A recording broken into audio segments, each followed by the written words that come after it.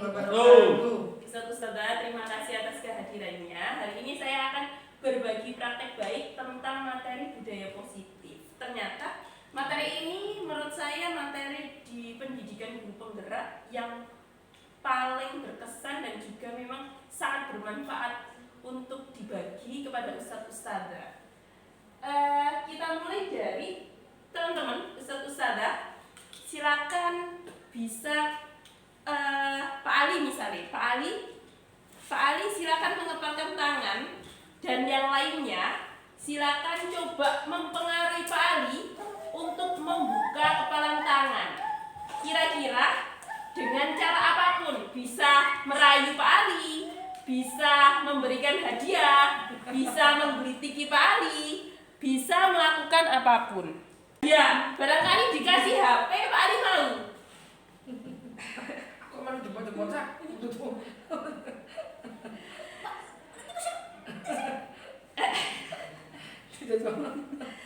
Belum mau ya Pak Ali. Kira-kira Ustadz Ustadzah ada pelajaran berharga apa ketika Pak Ali tadi menggenggamkan tangan? Kira-kira Pak Ali bagaimana? Teguh pendirian. Teguh pendirian. Bu Devi silakan. Apa yang Bu Devi dapat ketika cara apa yang bisa menentukan apa membuat Pak Ali genggaman tangannya membuka? Belum bisa pakai cara aku belum dia dengan cara apa? Kemarin tadi Bu Devi sudah melakukan apa saja? menggelitiki Terus kemudian nunjuk ada tikus di dalamnya tangannya dengan cara ancaman ya, ancaman rayuan sudah. Jadi ternyata Ustadz Ustadzah, hal tersebut menurut seorang profesor, hal itu adalah lumrahnya manusia itu seperti itu. Menurut Dr. William Blaser, itu hakikatnya anak-anak di sekolah ketika mentaati peraturan itu sama halnya menggenggam tangan. Dia tidak akan terbuka seperti Pak Ali tadi. Membuka tangannya itu hanya karena keinginan hatinya ya kan. Kalau misalnya Pak Ali dari hatinya itu membuka genggaman tangan, maka dia akan membuka dengan sendirinya ya. Namun meskipun di luar sana itu ada ancaman, misalnya hukuman dari Ustadz Ustadzah, ada apalagi pemberian apresiasi hadiah. Belum tentu ketika hal-hal eksternal tersebut itu disampaikan ke anak-anak, ternyata hal tersebut itu tidak murni yang membukakan tangan, ya. Sepenuhnya itu tetap dari hati anak-anak. Nah, menurut Dr. William, teori kontrol itu mengontrol buka tutupnya tangan istilahnya ini ya. Kalau di pendidikan sendiri itu teori untuk mentaati tata tertib atau melanggar tata tertib tersebut, atau melakukan keyakinan kelas atau tidak, atau menghiraukan keyakinan kelas. Itu ternyata ada 4 hal yang selama ini dilakukan di sekolah. Yang pertama, ilusi guru mengontrol siswa. Hakikatnya kita selama ini itu kan hanya berilusi. Kita dengan melakukan peraturan, dengan menyuruh anak-anak melakukan tata tertib, ternyata itu hanya keinginan kita sendiri. Kayak kita hanya ilusi. Kita berpikir dengan kita menyuruh seorang guru menyuruh murid, itu murid akan melakukan hal tersebut. Padahal hakikatnya tidak. Murid tersebut melakukan sesuatu itu dari keyakinannya, dari dalam dirinya. Jadi sebenarnya kita harapannya jangan hanya berilusi. Yang kedua, tentang ilusi bahwa semua penguatan positif efektif bermanfaat. Jadi ada anggapan atau ilusi bahwa ketika kita sudah melakukan penguatan memberikan penguatan anak-anak dengan mentaati tata tertib dengan sepenuh hati, kita ngomong itu bisa mempengaruhi anak-anak. Ternyata itu bukan hal, itu semuanya hanya sebuah ilusi atau prasangka kita saja. Yang ketiga adalah ilusi bahwa kritik membuat orang merasa bersalah. Kadang-kala memang kita di kepemimpinan maupun seorang guru itu dengan mengkritik, samenku kok gak entos atau samenku kok gak bisa, samenku kok tulisannya jelek. Dengan mengkritik seperti itu akan membuat motivasi anak sehingga mau berubah. Ternyata itu juga hanya sebuah ilusi. Bukan itu sebenarnya yang mempengaruhi kita berubah. Misalnya Pak Ali tadi, Pak Ali, jarine sampean jelek kok. Coba sampean buka. Nah, kan tidak sebenarnya itu hanya sebuah ilusi. Yang keempat adalah ilusi bahwa orang dewasa itu bisa mempengaruhi anak-anak. Nah, itu ternyata juga hanya sebuah ilusi. Terus ini teman-teman, ada kalimat bagus dari salah satu jurnal dari Bapak Dokter tadi. Bila kita ingin membuat kemajuan perlahan, sedikit-sedikit ubahlah sikap atau perilaku Anda. Namun bila kita ingin memperbaiki cara-cara utama kita, maka kita perlu mengubah kerangka ajar kita. Jadi memang ketika kita ingin sekolah ini misalnya anak-anak ini berubah menjadi lebih baik, itu memang caranya perlahan karena berkaitan dengan perilakunya. Tapi hakikatnya bisa lebih efektif lagi dengan cara mengubah kerangka pikiran kita. Kita selalu beranggapan gini, oh iya Cak, nanti pelan-pelan pembinaan karakter itu memang dengan mengikuti tata tertib nanti akan pelan-pelan dengan sendirinya anak menjadi lebih baik. Ternyata tidak seperti itu. Nah, ini ada stimulus respon dan juga teori kontrol. Harapannya kita bisa merubah dari stimulus respon ke teori kontrol. Selama ini yang kita lakukan hanya pada stimulus respon. Harapannya kita bisa mengontrol seseorang. Nah, ini perbedaannya. Realitas kebutuhan kita sama. Kita selalu menganggap kebutuhan kita dengan anak-anak misalnya itu sama. Padahal kebutuhan kita itu berbeda, ya kan? Ada yang anggapannya kita misalnya anak-anak ini harus duduk manis ketika pelajaran. Tapi sebenarnya anak-anak itu tidak membutuhkan itu, ya kan? Bisa saja memang cara belajarnya itu memang dengan bergerak kan? Nah, selama ini kita itu hanya melakukan stimulus respon. Semua orang lihat hal yang sama. Kita mencoba mengubah orang agar berpandangan sama dengan kita. Intinya stimulus respon ini adalah kita menganggap bahwa selama ini itu guru dengan murid itu kebutuhannya sama, gitu ya. Ketika A maka B, padahal ketika A bisa saja C, kebutuhannya anak itu berbeda. Nah, di sini untuk melakukan hal tersebut itu memang dibutuhkan sebuah disiplin. Nah, disiplin itu kira-kira menurut Ustazah itu apa? Datang tepat waktu, mentaati peraturan, dan lain sebagainya. Hakikatnya disiplin ini sebenarnya lebih luas karena menurut Profesor Dr. William tadi untuk melakukan tadi teori kontrol agar bisa mengontrol itu kita harus disiplin. Bahkan menurut Pak Karno, kemerdekaan itu diraih ketika kita disiplin. Hakikatnya disiplin itu adalah menjalankan sesuatu tadi secara kontinu sehingga sampai mereka dewasa nanti nilai-nilai yang kita tanamkan itu tetap diingat. Nah, itu disiplin. Nah, di sini nilai apa yang harusnya diingat oleh siswa? Itu ada nilai kebajikan. Ada beberapa teorema sebenarnya terkait nilai kebajikan. Ada kayak profil pelajar Pancasila. Terus kemudian ini nilai kebajikan menurut PIG, sikap murid, toleransi, rasa hormat dan lain sebagainya. Nilai-nilai ini yang harapannya itu mengakar dalam di diri anak-anak. Ini ada 9 pilar karakter menurut Indonesia Heritage Foundation dan sebagainya.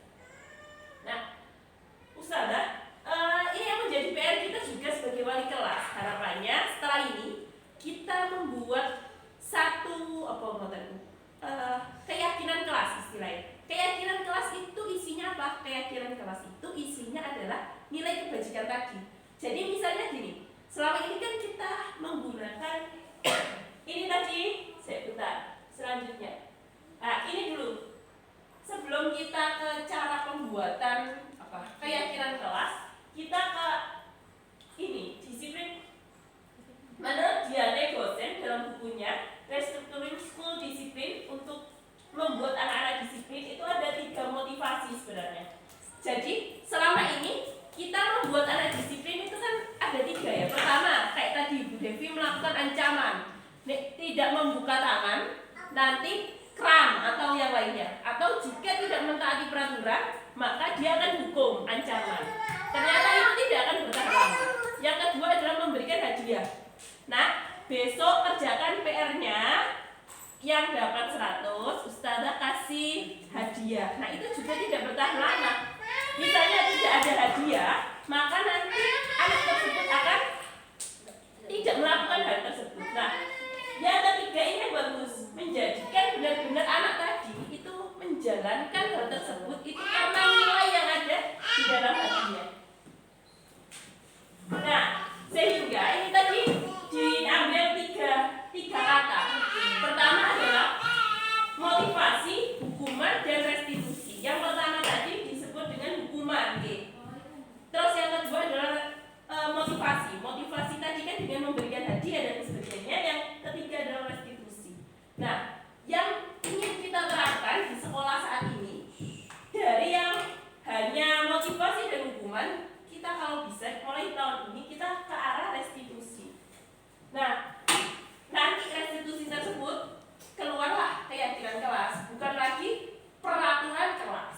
Karena coba yang jangan pikirkan ketika bentuknya adalah peraturan kelas, maka yang melanggar kan rata-rata seperti itu. Kalau yang melanggar berarti akan kena hukuman. Nah, kalau keyakinan kelas itu nanti jatuhnya adalah meyakini bahwa nilai-nilai tersebut harus dilakukan. Nanti ada konsekuensi, bukan lagi hukuman. Nah, keyakinan kelas nanti harapannya ustaz-ustaz wali kelas di sini kalau bisa nanti membuat satu keyakinan kelas yang ditempel di kelas. Nanti kita akan ada video cara membuat keyakinan kelas. Jadi nanti jadikan ini jadi bentuknya keyakinan kelas ini bukan lagi dilarang, tapi hal-hal positif. Jadi seperti datang tepat waktu. Nah, tidak hadir sekolah atau terlambat, dilarang terlambat ini tidak boleh. Jadi keyakinan kelas itu dengan hal-hal yang positif dan mengarahkan nilai kebajikan yang tadi sudah disebutkan. Kemudian ini keyakinan kelas ini jatuhnya seperti ini pertanyaannya. Mengapa kita memiliki peraturan tentang penggunaan helm pada saat mengendarai kendaraan?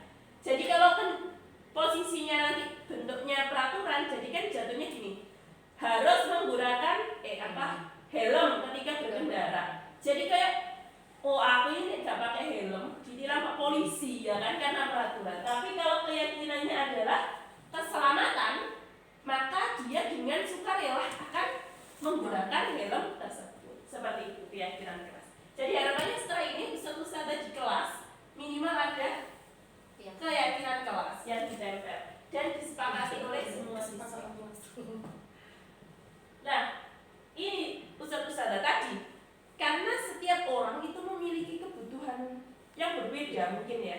Nah, ini sebenarnya ada kebutuhan dasar manusia. Ada 5 kebutuhan dasar manusia yang perlu kita pahami.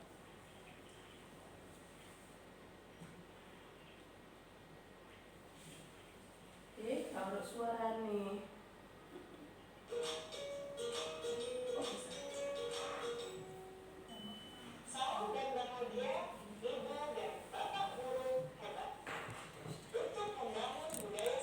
Ini kita akan membahas tentang 5 kebutuhan dasar manusia.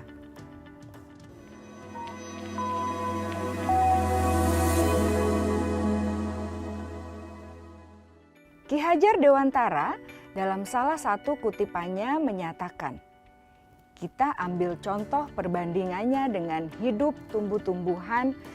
Seorang petani dalam hakikatnya sama kewajibannya dengan seorang pendidik yang menanam padi misalnya. Hanya dapat menuntun tumbuhnya padi. Ia dapat memperbaiki kondisi tanah, memelihara tanaman padi, memberi pupuk dan air, membasmi ulat-ulat atau jamur-jamur yang mengganggu hidup tanaman padi, dan lain sebagainya. Ketika guru memahami kebutuhan apa yang mendasari perilaku murid, dan guru berusaha menuntun dan mendukung murid dalam memenuhi kebutuhannya secara positif, pada hakikatnya guru tersebut ibarat seorang petani yang sedang berusaha memahami kebutuhan masing-masing tanaman. Dan ia berusaha memenuhi kebutuhan tanaman tersebut agar dapat tumbuh dengan subur dan maksimal. Dr. William Glasser, seorang psikiater dari Amerika Serikat, menyatakan bahwa seluruh tindakan manusia memiliki tujuan tertentu, yaitu memenuhi kebutuhan dasarnya. Ketika kelima kebutuhan dasar telah terpenuhi secara memadai, maka murid akan tumbuh dengan seimbang dan bahagia. Sebaliknya, ketika kebutuhan dasar tidak terpenuhi dengan baik, maka seseorang akan mengalami emosi negatif seperti bosan, sedih, dan kecewa. Bahkan mereka dapat melakukan perbuatan yang bertentangan dengan nilai-nilai kebajikan atau melanggar peraturan. Dengan kata lain, perilaku buruk seseorang biasanya adalah respons dari kebutuhan yang tidak terpenuhi. Namun, mereka tidak tahu cara untuk menyampaikannya. Ada 5 kebutuhan dasar manusia menurut Dr. William Glasser, yaitu yang pertama, kebutuhan untuk bertahan hidup atau survival. Yang kedua, kebutuhan untuk merasa diterima atau love and belonging. Yang ketiga, kebutuhan akan kebebasan atau freedom. Yang keempat, kebutuhan akan kesenangan atau fun. Dan yang kelima, kebutuhan akan penguasaan atau power.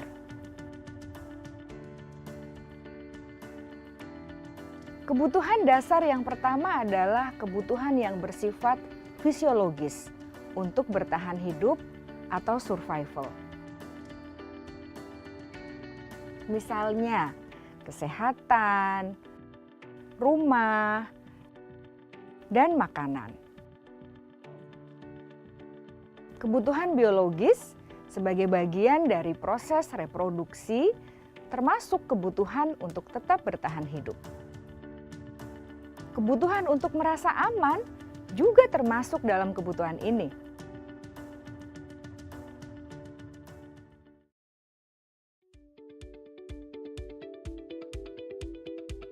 Agar murid dapat belajar dengan baik, kebutuhan mereka akan rasa aman, pangan, sandang, dan papan harus terpenuhi.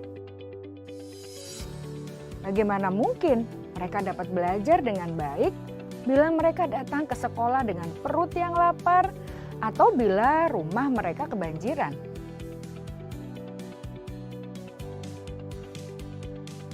Setelah kita mengetahui kebutuhan pertama yang sebagian besar bersifat fisiologis, mari kita lihat kebutuhan kedua sampai kelima yang semuanya berhubungan dengan psikologis. Mari kita lihat kebutuhan yang kedua, yaitu kebutuhan akan perasaan diterima oleh kelompok atau komunitasnya atau kebutuhan love and belonging. Kebutuhan ini meliputi keinginan untuk tetap terhubung dengan orang lain seperti teman, keluarga, teman kerja, dan kelompok di mana kita tergabung. Setiap murid ingin menjadi bagian yang berharga dari kelas dan juga sekolah. Mereka juga ingin diterima oleh orang lain dan kelompoknya. Bahkan, murid yang terlihat paling cuek pun jauh di dasar hatinya pasti ingin merasa diterima. Sebagai guru, seharusnya kita dapat menerima murid kita apa adanya, sesuai dengan kodratnya. Karena setiap murid adalah unik. Mereka memiliki kekuatannya masing-masing, sehingga guru seharusnya bisa menciptakan kesempatan untuk murid berkolaborasi dan memiliki ikatan emosi satu sama lain. Murid-murid yang memiliki kebutuhan yang besar untuk merasa diterima, biasanya mereka belajar karena suka pada gurunya, dan mereka juga suka bekerja dalam kelompok. Kebutuhan yang ketiga adalah kebutuhan akan kebebasan atau kebutuhan membuat pilihan. Murid harus diberi kesempatan untuk membuat pilihan dan bertanggung jawab atas pilihan yang mereka telah ambil. Memberi mereka kebebasan bukan berarti membiarkan mereka melakukan apa saja yang mereka mau, melainkan lebih memberi mereka kesempatan untuk membuat pilihan, menyuarakan pendapat mereka dengan percaya diri, dan memberi mereka kesempatan untuk mencoba hal-hal yang baru. Pembelajaran dengan metode yang beragam dan menarik juga akan memenuhi kebutuhan murid tentang kebebasan ini. Pembelajaran berdiferensiasi di mana guru menyediakan beberapa jenis tugas yang bisa dipilih oleh murid sesuai minat mereka, sangat baik untuk mengembangkan murid menjadi lebih mandiri dan memiliki motivasi internal. Karena kebutuhan akan kebebasan pada dasarnya adalah kebutuhan untuk mandiri, memiliki otonomi, memiliki pilihan, dan mampu mengendalikan arah hidupnya sendiri.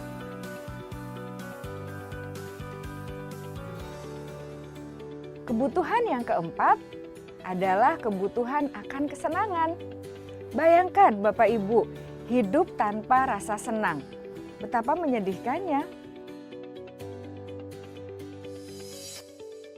Glasser menghubungkan kebutuhan akan kesenangan dengan belajar. Jangan sepelekan kebutuhan murid untuk merasa senang di kelas. Sebagai guru, jangan ragu-ragu untuk dengan sengaja memasukkan kegiatan yang menyenangkan dalam kelas. Murid-murid dengan kebutuhan dasar kesenangan yang tinggi ingin menikmati apa yang mereka lakukan. Mereka juga konsentrasi tinggi saat mengerjakan hal-hal yang disenangi.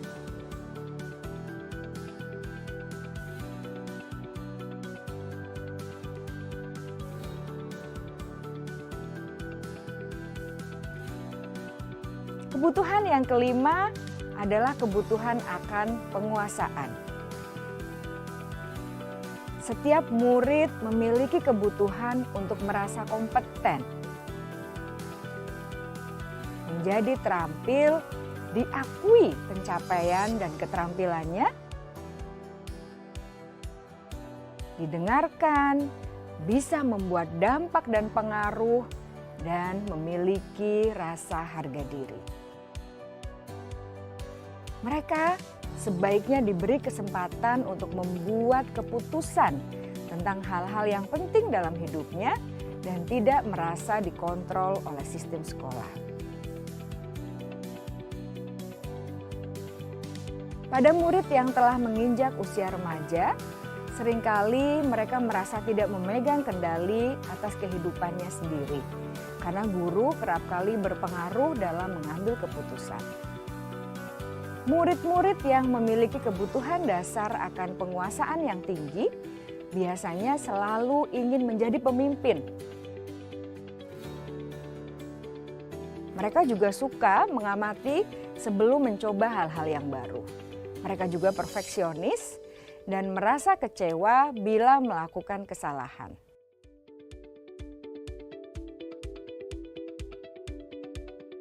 Ibu dan Bapak guru sangatlah penting bagi kita untuk mengetahui kebutuhan dasar murid-murid, agar kita memahami alasan di balik sikap dan tingkah laku mereka.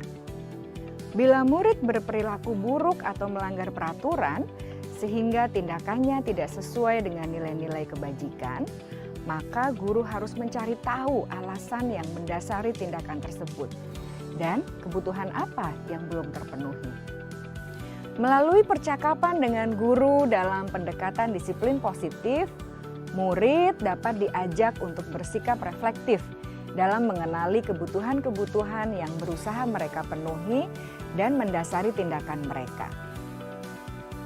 Jika guru mengabaikan perilaku buruk murid-murid, maka perilaku tersebut akan berpengaruh pada suasana kelas yang kurang kondusif dan akan berpengaruh pada tujuan dari pendidikan itu sendiri. Ibu, bapak guru hebat, mari kita menjadi guru yang lebih baik dengan memahami kebutuhan dasar murid-murid kita dan senantiasa membimbing mereka untuk menjadi pribadi yang berdaya, seimbang, dan bahagia. Salam dan bahagia, Ibu dan Bapak guru hebat. Ya, begitu teman-teman. Dari video tadi kita nampak bahwa ada 5 kebutuhan dasar dari manusia, dan itu kebutuhan dasar yang dimiliki oleh anak-anak kita. Yang pertama adalah kebutuhan akan kasih sayang. Anak-anak mempunyai kebutuhan untuk disayangi. Yang kedua adalah kebutuhan untuk kesenangan. Yang ketiga adalah tentang kebebasan. Yang keempat adalah bertahan hidup. Dan yang kelima adalah kebutuhan untuk penguasaan, menguasai temannya. Selanjutnya kita akan mempelajari tentang proses perjalanan seorang pendidik agar dapat mengenali dirinya. Pada video kali ini, kita akan membahas tentang 5 posisi kontrol yang dikembangkan oleh Diane Gosson dan contoh penerapannya.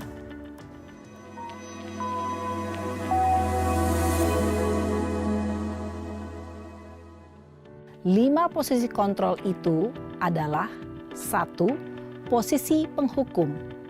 2. Posisi pembuat merasa bersalah. 3. Posisi teman. 4. Posisi pemantau atau monitor. Dan 5. Posisi manajer. Untuk lebih memahami kelima posisi tersebut, mari kita saksikan kasus Naren yang terlambat hadir 20 menit di sekolah dan melihat bagaimana kelima posisi kontrol dalam menghadapi masalah tersebut.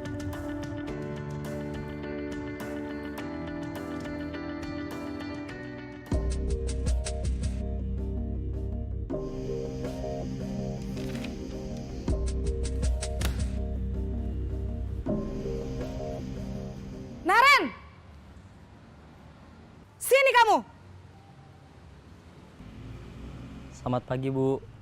Selalu terlambat. Kamu deh, pasti terlambat. Maaf, Bu. Saya... Apa? Apa coba?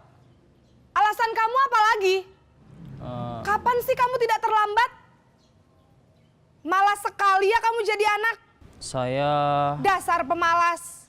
Gak kapok-kapok sih kamu. Sudah berapa kali terlambat? Sana, kamu keliling lapangan basket 2 kali. Kenapa saya harus keliling lapangan basket, Bu? Kenapa? Kamu mau lawan ibu? Berani-beraninya jawab. Sudah terlambat, masih berani jawab pula. Sekarang, keliling lapangan basket 5 kali sekalian. Biar kapok. Cepat, pergi sana ke lapangan basket. Posisi penghukum biasanya berbicara dengan nada tinggi, menghardik, menunjuk-nunjuk, menyakiti, dan menyindir. Hukuman bisa berupa fisik maupun psikis. Ibu dan bapak guru hebat, dampak yang terjadi pada murid ketika guru berada pada posisi penghukum adalah murid cenderung akan memberontak, bahkan menyimpan dendam.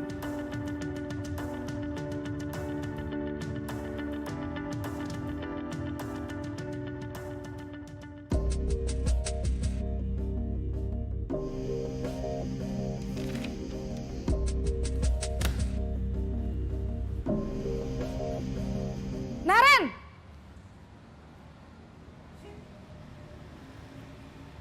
Selamat pagi, Bu. Naren. Kamu kenapa terlambat lagi, nak? Ya Tuhan, Naren. Kamu senang ya bikin ibu susah ya? Kalau kamu terlambat lagi, nanti ibu yang ditegur bapak kepala sekolah, nak. Disangka ibu tidak bisa membina kamu. Duh, gimana ini? Maaf, Bu. Duh, Gusti Naren. Kamu suka ya kalau ibu ditegur bapak kepala sekolah? Terus, sekarang ibu harus tulis apa ini di buku absen? Ini kamu sudah sering terlambat loh. Ibu harus apa coba? Maaf Bu, maaf sekali. Ya sudah, lain kali jangan bikin ibu susah lagi ya nak ya. Ibu tidak akan kuat lagi kalau kamu begini terus. Bisa jantungan kalau ibu ditegur bapak kepala sekolah. Sana cepat ke kelas. Maaf ya Bu, maaf sekali. Posisi pembuat rasa bersalah berbicara dengan nada tenang, cenderung lembut. Namun kata-kata yang diutarakan membuat murid merasa menjadi orang yang gagal. Memandang buruk dirinya sendiri, merasa tidak berharga, dan tidak sanggup membahagiakan orang lain. Ketika guru mengambil posisi pembuat rasa bersalah, murid akan menganggap dirinya yang bersalah dan ia akan menyimpan emosi negatif tersebut di dalam dirinya.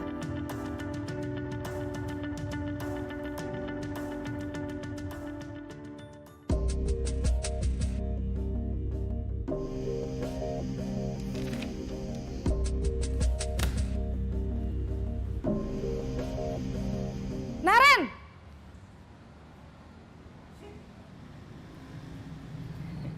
Selamat pagi Bu. Wah, sudah jam berapa ini nak? Terlambat lagi ya sayang. Iya Bu, habis ibu saya lupa bangunkan saya Bu. Kamu malah menyalahkan ibu kamu. Kamu bukannya anak yang larinya paling kenceng. Kok terlambat sih? Iya Bu, saya memang terlambat bangun tadi. Jadi biarpun saya lari kencang, tetap gak kekejar Bu. Ya sudah sana, nanti lain kali larinya lebih kenceng lagi ya. Biar gak terlambat lagi. Bikin seneng ibu, demi ibu. Bisa kan? Bisa lah Bu. Ya sudah sana masuk kelas. Ibu beresin urusan absen kamu. Kamu ini ada-ada saja. Dalam posisi teman, guru berbicara dengan nada suara ramah, akrab, cenderung bersenda gurau untuk menjaga suasana tetap santai. Murid akan merasa senang, aman, dan akrab dengan guru. Identitas yang tercipta adalah identitas sukses atau berhasil. Namun, perlu diingat, karena ini masih dorongan eksternal, maka ada faktor ketergantungan dari murid kepada orang tertentu. Di sini guru absennya, sehingga di lain waktu murid bisa berperilaku baik, namun hanya kepada orang-orang tertentu saja.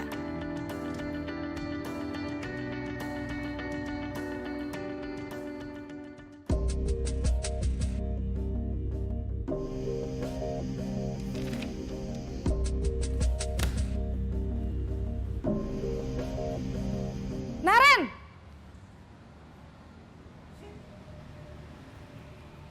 Selamat pagi Bu. Naren, apa peraturan sekolah kita tentang jam berapa kita harus masuk sekolah, nak? Kita harus di sekolah jam 7 Bu. Iya, betul. Sekarang sudah jam 7.20. Naren sudah tahu konsekuensinya jika terlambat hadir. Paham Bu, saya harus tinggal kelas pas jam istirahat selama 20 menit. Iya, benar. Konsekuensinya demikian. Jadi nanti jam 9.30 pas istirahat, kamu harus tinggal di kelas, kerjakan tugas tambahan untuk ketertinggalan kamu, ya? Baik Bu. Posisi pemantau mengandalkan penghitungan atau data untuk mengontrol murid. Guru mengarahkan murid berdasarkan peraturan dan konsekuensi. Seorang pemantau menunjukkan bahasa tubuh dan ekspresi wajah yang datar dan cenderung formal.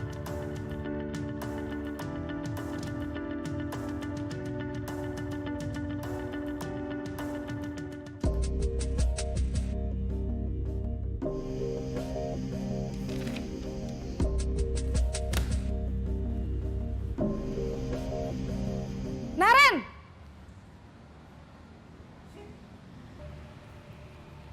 Selamat pagi Bu. Selamat pagi, Naren. Maaf Bu, saya terlambat. Iya, sekolah masuknya jam 7, sekarang sudah jam 7.20. Jadi sekarang bagaimana ini, Naren? Maaf Bu, saya lupa setel alarm saya semalam. Baiklah, menurut kamu, keyakinan sekolah yang mana yang perlu kamu tingkatkan? Menghargai diri sendiri dan orang lain mungkin ya, Bu. Setuju. Jadi, apakah Naren meyakini prinsip saling menghormati tersebut? Iya, Bu. Saya meyakininya. Apakah Naren bersedia memperbaiki masalah keterlambatan ini? Bersedia, Bu. Bagaimana kamu akan perbaiki masalah keterlambatan ini? Saya akan coba untuk tidak lupa menyetel alarm saya, Bu. Baik, kalau Naren lupa menyetel alarm di rumah, ada orang yang kira-kira bisa bantu mengingatkan tidak? Ada, Bu. Kakak saya, Kak Ema. Ada lagi selain Kak Ema? Selain Kak Ema, ada ibu saya. Baik, jadi yang mengingatkan Naren adalah Kak Ema dan ibu kamu ya? Kira-kira akan mulai setel alarm kapan nih Naren? Setelah pulang sekolah, akan segera saya lakukan. Baik, jadi Naren akan setel alarm untuk bangun besok pagi dan akan diingatkan oleh kakak dan ibunda Naren ya. Ada lagi yang mungkin perlu dilakukan Naren agar tidak terlambat bangun lagi? Tidak ada, Bu. Baik Naren, terima kasih untuk kerjasama kamu. Sekarang kamu perlu kembali ke kelas untuk belajar. Baik, Bu. Terima kasih. Posisi manajer adalah posisi kontrol yang disarankan untuk membimbing murid memiliki sikap disiplin yang positif, yaitu murid yang mandiri, bertanggung jawab, dan dapat memecahkan masalah. Tujuan dari posisi ini adalah agar murid dapat berefleksi atas tindakannya. Guru akan dengan tulus memberikan pertanyaan-pertanyaan bermakna, sehingga membuat murid dapat belajar dari kesalahannya dan mencari sebuah solusi untuk menyelesaikannya. Ibu dan Bapak guru hebat, setelah mengamati adegan kelima posisi kontrol tadi, kira-kira posisi mana yang paling ideal? Posisi mana yang dapat menunjang motivasi intrinsik murid?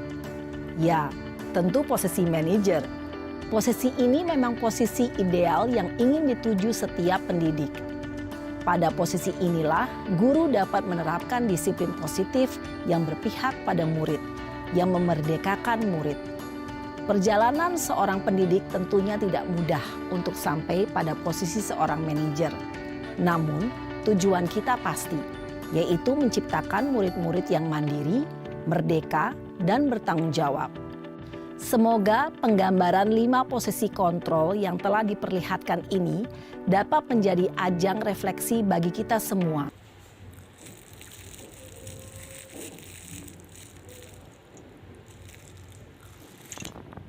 Ya, ustaz-ustazah di sini ayo. Di sini siapa saja yang masuk dari 5 posisi kontrol tersebut? Di mana ustaz-ustazah yang selama ini menindak murid dengan kasih sayang, merasa bahwa murid seperti teman, atau dengan cara menghukum, atau dengan cara membuat rasa bersalah, atau dengan cara menjadi seorang manajer. Kita di sini bisa belajar banyak hal tentang hal ini, agar ke depan semoga kita semua bisa menjalankan peran atau posisi kontrol kita menjadi seorang manajer. Agar apa? Agar nilai-nilai kebajikan yang tertanam di murid-murid kita itu berkelanjutan. Selanjutnya, saya ada materi tentang segitiga restitusi. Nah, untuk menjadi seorang manajer tadi itu tahapannya bagaimana? Kayaknya sulit deh. Maka yang harus dilakukan adalah melakukan segitiga restitusi. Restitusi tersebut seperti ini.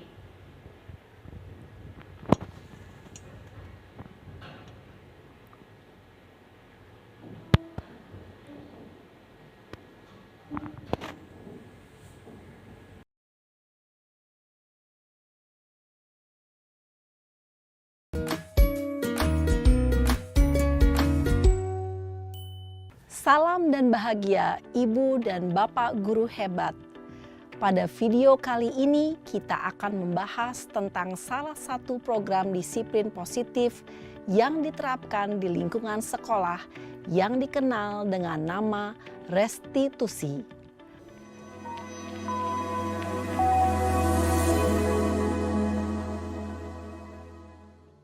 Restitusi dikembangkan oleh pakar pendidikan Diane Gosson, berlandaskan pada teori kontrol Dr. William Glasser. Segitiga restitusi adalah suatu proses dialog yang dijalankan oleh guru atau orang tua agar dapat menghasilkan murid yang mandiri dan bertanggung jawab. Pada saat guru di posisi manajer, aspek yang dikembangkan pada murid adalah motivasi intrinsik, sehingga penanaman nilai-nilai kebajikan dapat tumbuh dan berkembang menjadi suatu kebiasaan positif yang akhirnya membentuk karakter murid. Proses dialog ini terdiri dari 3 langkah yang digambarkan pada ketiga sisi pada segitiga restitusi. Sisi pertama adalah menstabilkan identitas. Sisi yang kedua adalah validasi tindakan yang salah. Dan sisi yang ketiga adalah menanyakan keyakinan. Ibu dan Bapak guru, berikut ini akan ditunjukkan bagaimana seorang guru berada dalam posisi manajer menggunakan penerapan segitiga restitusi.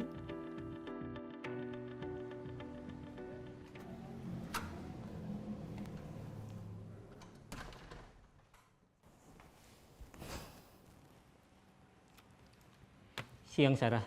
Siang Pak. Sudah lama nggak ketemu Sarah. Kenapa hari ini ada di sini? Kesel Pak, kesel banget. Masa aku dikatain tukang fitnah Pak? Ya aku marah lah. Aku balik ngatain Eka di depan kelas. Kesel banget. Oh begitu. Ya pasti kamu marah dan kesal. Bapak juga akan marah apabila ada yang menuduh Bapak seperti itu. Kemudian pada saat itu kamu mau melakukan apa? Ya saya langsung ngatain Eka lah Pak. Kesel banget. Saya bentak-bentak dia depan teman-teman lain. Oh begitu. Pasti kamu melakukan seperti itu karena suatu alasan tertentu bukan? Iyalah, masa saya diam saja Pak? Ya saya bela diri lah. Masa saya dituduh tukang fitnah? Ya wajarlah. Mempertahankan harga diri itu sesuatu yang penting buat kamu. Untung kamu tidak bertindak lebih gegabah lagi. Hanya membentak-bentak. Iya Pak. Untung saya masih bersabar dan hanya membentak saja. Sudah gemes padahal, saya pasti bela diri lah. Ya pasti ya, tapi kamu memilih untuk tetap bertahan dan bersabar. Kamu memilih untuk tidak berbuat lebih parah lagi bukan? Iya. Nah, sekarang coba kita lihat lagi. Tindakan kamu yang bentak-bentak Eka di kelas. Tindakan kamu itu kira-kira sesuai dengan keyakinan kelas atau prinsip kamu tidak? Enggak lah Pak. Capek Pak jadi pemarah. Jadi keyakinan atau prinsip mana yang kurang sesuai dengan keinginan kamu? Ya, saya sebenarnya sangat menghargai orang lain. Mungkin saat itu saya menjadi emosi, jadi tidak menunjukkan sikap itu. Kamu meyakini tidak? Menghargai orang lain itu penting buat kamu. Yakinlah Pak. Iya, setuju. Kita harus saling menghargai. Namun, ada juga keyakinan yang kita sepakati yang perlu kita jalankan apabila kita sedang marah, bukan? Ya saya bisa lebih proaktif, mulai dengan diri sendiri. Saya bisa jadi lebih bersabar, mengambil waktu jeda untuk berpikir mau apa selanjutnya. Kira-kira kamu bersedia memperbaiki masalah ini tidak? Bersedia Pak. Kalau kamu memperbaiki masalah ini, kamu akan menjadi orang seperti apa? Saya akan menjadi orang yang bertanggung jawab kali ya Pak. Dan senantiasa proaktif. Iya, menurut kamu bagaimana rasanya menjadi orang seperti itu? Ya nyaman lah, bangga bisa bersabar dan menahan diri. Baiklah kalau begitu. Yuk kita pikirkan bagaimana memperbaiki masalah ini.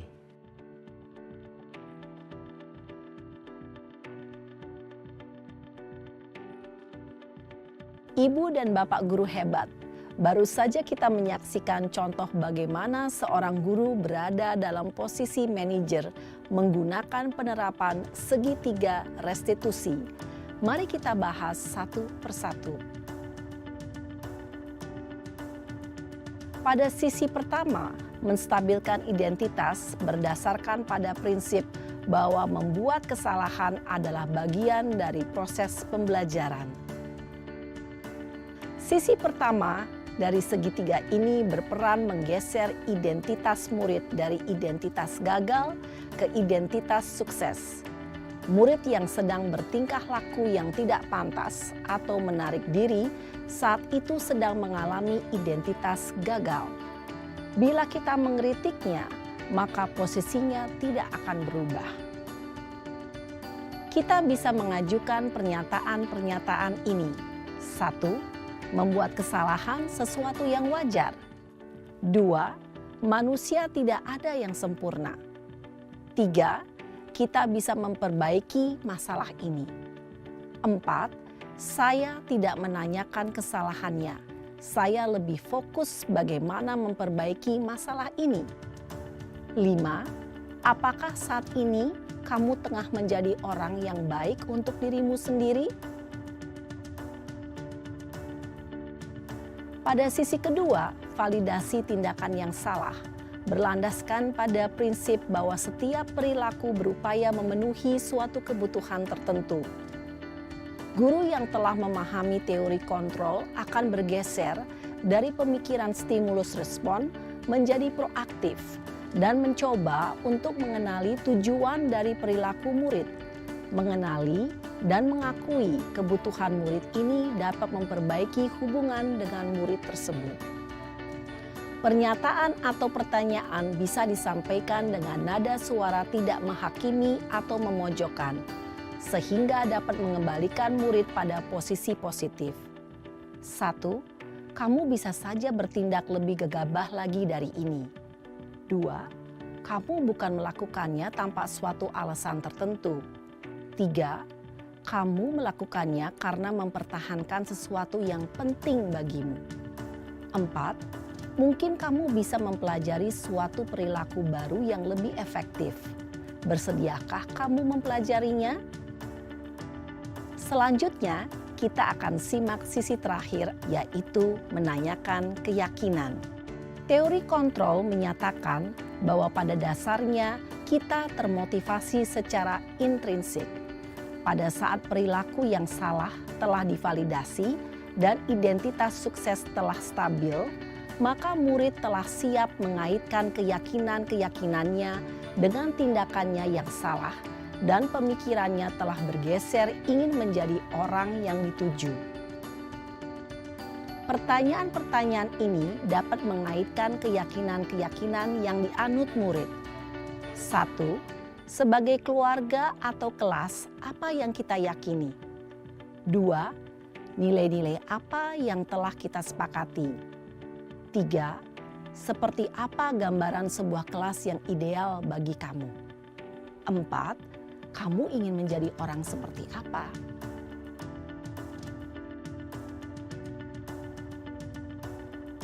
Dalam menerapkan segitiga restitusi, perlu diperhatikan beberapa hal, yaitu 1. Perilaku yang salah perlu dikaitkan dengan nilai-nilai atau keyakinan-keyakinan yang telah disepakati atau dituju. 2. Kesediaan orang yang melakukan kesalahan untuk memperbaiki masalah. 3. Pemecahan masalah sebisa mungkin relevan atau memiliki hubungan dengan masalah yang ada. 4. Usaha.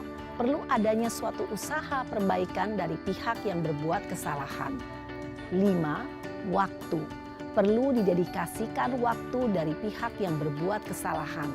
Tanyakan kapan akan mulai diberlakukan usaha untuk memperbaiki masalah.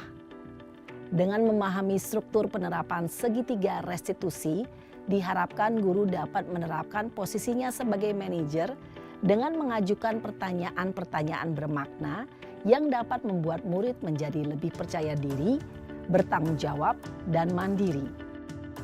Nah, ibu bapak guru perlu tidaknya mengikuti ketiga tahapan dalam segitiga restitusi bergantung pada ringan beratnya suatu permasalahan. Misalnya, bila permasalahan tersebut ringan, maka tidak perlu dijalankan secara berurutan. Bahkan bisa semudah menanyakan apa keyakinan yang kita sepakati. Dengan menjalankan segitiga restitusi, dengan mengajukan pertanyaan-pertanyaan bermakna, diharapkan murid menjadi lebih kuat secara pribadi, dapat membuka wawasan murid agar dapat menyelesaikan permasalahannya sendiri, semakin percaya diri, mandiri, dan merdeka. Salam dan bahagia, Ibu Bapak Guru hebat.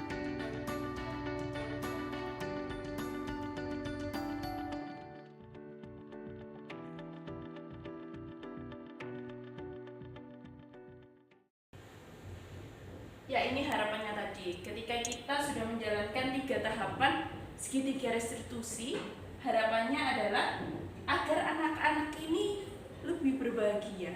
Dan juga tingkat ketika kita menangani seseorang itu bisa berdasarkan tingkatannya seperti itu.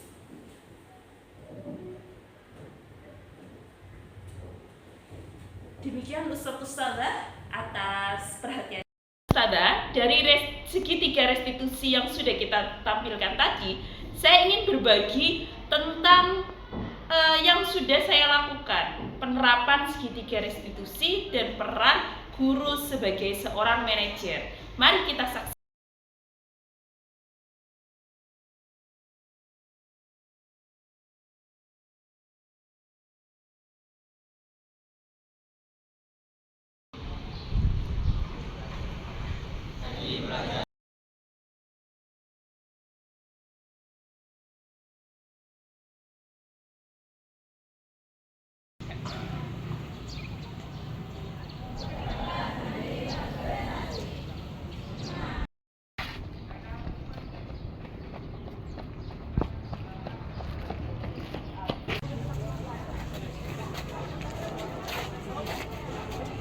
Akmal, Gadi, kenapa terlambat?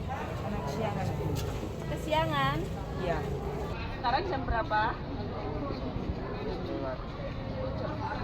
Berarti kalau jam 7 lewat harusnya masuk sekolah jam berapa? Nilai apa yang dilanggar oleh Gadi?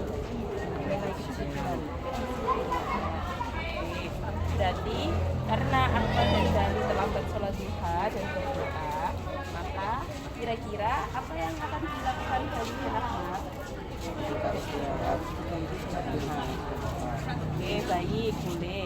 Berarti nanti ketika istirahat, sekarang masuk terlebih dahulu biar tidak ketinggalan pelajarannya. Nanti ketika istirahat langsung sholat duha dan membaca Al-Quran ya. Baik, silakan boleh masuk.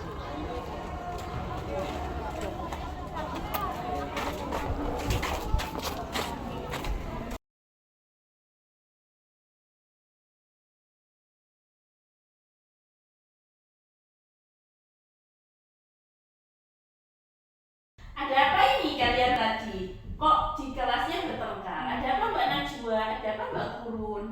Ini loh Kurun. Kenapa Kurun? Tadi nyerahin jawabanku, padahal jawabanku juga ada yang benar loh. Oh, Mbak Kurun bagaimana? Ya tadi jawaban Najwa juga ada yang salah. Oh, jadi kalian bertengkar karena perbedaan pendapat? Ya Di dalam berdiskusi itu memang perbedaan pendapat adalah hal yang wajar ya. Bisa jadi jawaban Mbak Najwa juga benar, jawaban Mbak Kurun juga benar. Malah ketika berdiskusi kalian akan menambah banyak wawasan ketika banyak hal yang ada argumen-argumennya dari Mbak Najwa bisa, dari Mbak Kurun bisa. Nah, alasannya kenapa? Kalian jelas punya alasan. Kenapa kok sampai bertengkar ketika berdiskusi? Saya hanya mempertahankan pendapat saya, Oh iya begitu. Mbak Kurun bagaimana? Iya tadi saya pikir-pikir jawaban Najwa juga benar. Oh, jadi kalian sudah menyadari ternyata sama-sama benar ya? Iya Tapi apa saja yang kurang baik dalam menyampaikan? Benar begitu Mbak Najwa? Iya. Jadi kira-kira nilai di kelas apa yang kalian langgar? Tidak menghargai dan berbicara sopan santun, Oh iya, baik. Berarti kita sepakat ya, kita setelah ini harus lebih menghargai orang lain dan juga ketika berdiskusi harus berbicaranya lebih santun. Agar apa? Agar ketika nanti kita berbeda pendapat ketika berdiskusi kita tidak sampai bertengkar dan juga bisa menambah wawasan kita. Baik, setelah ini kira-kira Mbak Najwa dan Mbak Kurun harus ngapain? Minta maaf, Setuju minta maaf? Setuju.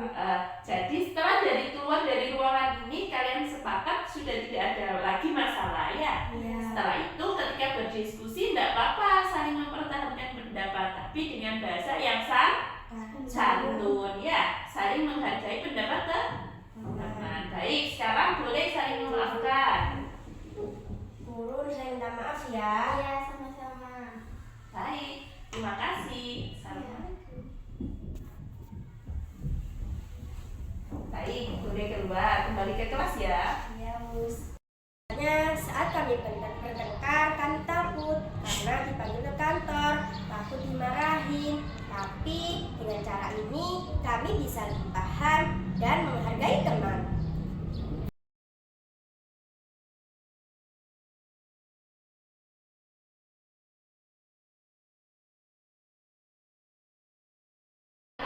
Hafalkan terlebih dahulu ya. Surat apa? Al-Baqarah.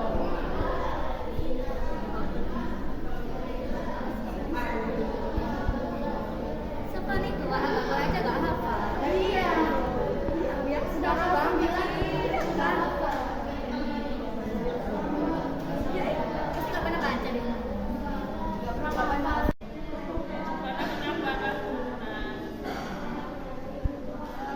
Terus kenapa kok bersedih? Gak apa-apa, dihafalkan pelan-pelan ya.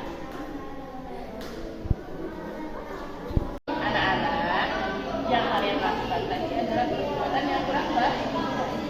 Tapi memang setiap orang kemampuannya berbeda-beda. Ada yang cepat dalam menghafalkan, ada yang lambat. Memang ketika kalian menghafalkan cepat itu ada kebanggaan. Tapi memang harusnya tidak melakukan hal tersebut. Tidak apa-apa punya rasa bangga. Saya juga kalau menghafalkan lebih banyak punya rasa bangga ya. Anak-anak, dari kejadian ini, apa yang kalian rasakan? Biasanya kita semakin takut soalnya dimarahin ustazah. Malah kami semakin membenci teman ini. Tapi kali ini kita akan lebih menyayangi teman kami. Ustazah, ada 3 kasus tadi ya yang sudah saya tampilkan dan sudah saya lakukan. Alhamdulillah, respon anak-anak itu semakin bagus. Yang awalnya biasanya kita setelah menindak, itu mereka ketakutan. Ternyata dengan melakukan segitiga restitusi, anak-anak menjadi lebih melakukan nilai kebajikan tersebut. Dan dia tidak merasa takut, melakukannya dengan sukacita. Mari yuk kita sama-sama jalankan segitiga restitusi tersebut. Semoga anak-anak semakin menjalankan nilai kebajikan dengan penuh semangat. Terima kasih atas kehadirannya. Semoga kita senantiasa bisa bergerak menjadi seorang guru yang dapat menjalankan atau menanamkan nilai-nilai kebajikan di anak-anak didik kita, hingga kebajikan, nilai-nilai kebajikan tersebut bisa mereka laksanakan secara kontinu terus hingga mereka dewasa nanti, hingga mereka tua nanti. Terima kasih atas kehadirannya. Wassalamualaikum warahmatullahi wabarakatuh.